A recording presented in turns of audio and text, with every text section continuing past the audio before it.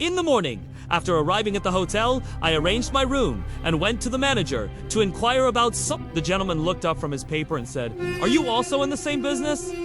I didn't like the way he said it. I said, "Tell me why."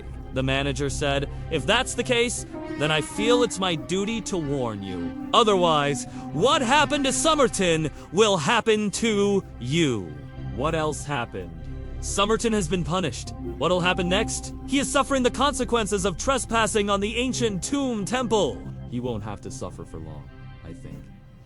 Very few people survive the bite of a scarab beetle. I have read in books about scarab beetles, and the Egyptians used to worship dung beetles as gods in ancient times. After asking some more questions, I found out that Somerton suddenly fell down with a scream while working on the excavations at Bubastis yesterday. His friends rushed to see him, clutching the bullet in his right leg, his face distorted in pain, and saying, "The insect has not been found." Somerton was immediately sent to the hospital, and Port said. His condition was said to be quite good. After receiving the news, I left for the hospital without delay.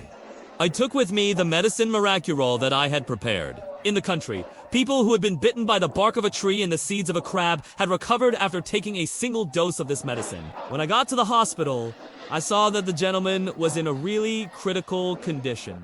But, surprisingly, strong-willed Yvonne. In this condition, the gentleman was lying calmly on the bed. Only his unbearable pain was revealed by the occasional sudden frown and grimace. I had introduced myself as one of his avid readers and entered the room to have a look at him, but I was surprised that the gentleman had recognized me by name. Not only that, but in this state of agony, she told me in a faint voice that she had read many of my books on science and that one of my basic research books on the scientific basis of ghosts was also a very favorite of hers. This young woman, who had such confidence in me, probably had no objection to taking my medicine.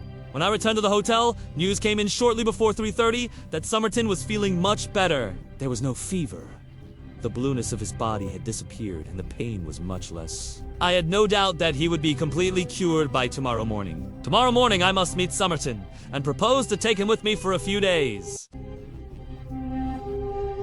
September 8th, 12 a.m. I got up early this morning and went to the hospital. I was surprised by Somerton's recovery. Even the scar from the bug's bite disappeared in a day, thanks to the quality of my medicine. I was amazed at the strange combination of my own medicine. If he had heard about the lobster muff, he would have laughed at me. However, Somerton's gratitude to me knew no bounds. I agreed to work with him. I had been talking to Somerton for 3 days, but he seemed to know me by sight. He told me that entering these ancient tombs and rummaging through the objects could bring on an ancient curse, which could result in harm. Somerton believes that the bug that bit him was an ancient scar bug, worshipped by the Egyptians. There is a carved image of the scar bug on the wall of Somerton's workplace.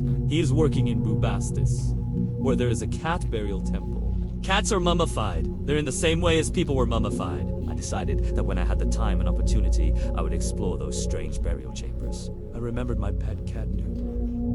He would certainly not like this. On my way back to the hotel, a local man came up to me and said, "Why are Indians like you so concerned about the sacred antiquities of our country, mixing with these white savages?" I said, "I have come with deep respect for the Egyptian civilization." The man's eyes were shining. He said, "There is a difference between respect and digging up the soil and trespassing on sacred tombs." He threatened me and left.